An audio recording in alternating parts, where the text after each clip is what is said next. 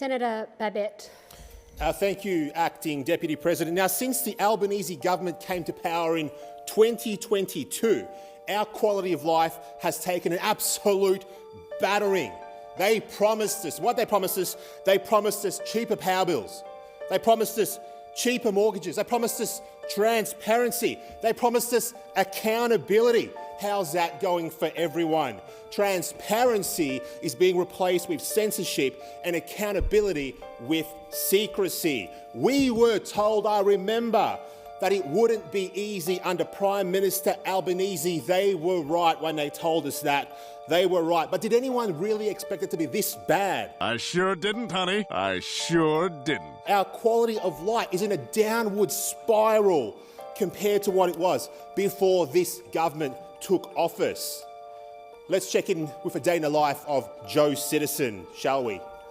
Now, though Joe Citizen's blood pressure is perfectly fine, he still suffers coronary panic every time he goes to the supermarket.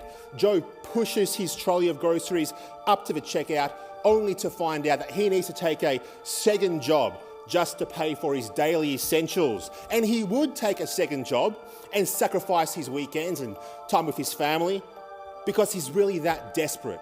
He's that desperate.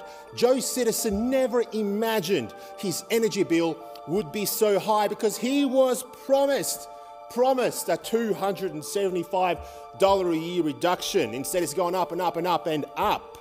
And then it went up some more.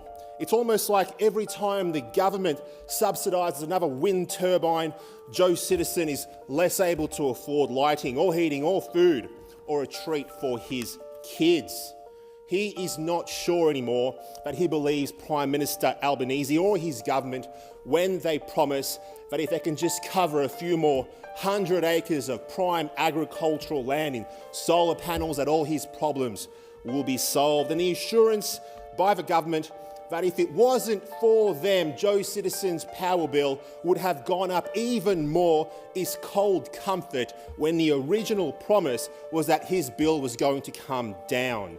Mortgages were supposed to be cheaper too, but Joe Citizen has watched in disbelief as rates have gone up, not once, not twice, but how many times? 13 times. He wonders how Australia came to this. He wonders, are we still the lucky country?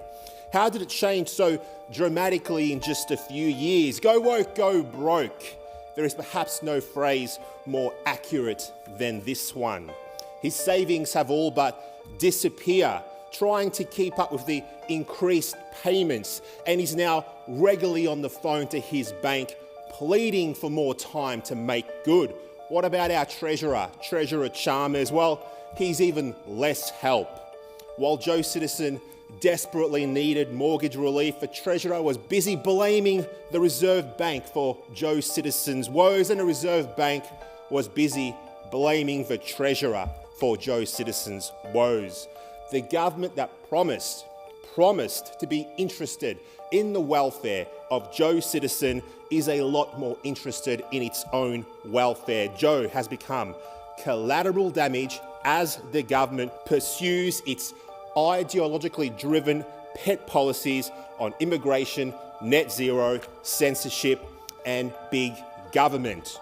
Whatever optimism that Joe Citizen had when Prime Minister Albanese came to office is now gone. It's been eroded by one broken promise after another broken promise, and he no longer recognises his own country. In fact, he has to be welcomed to this place every darn week, and he is sick of it.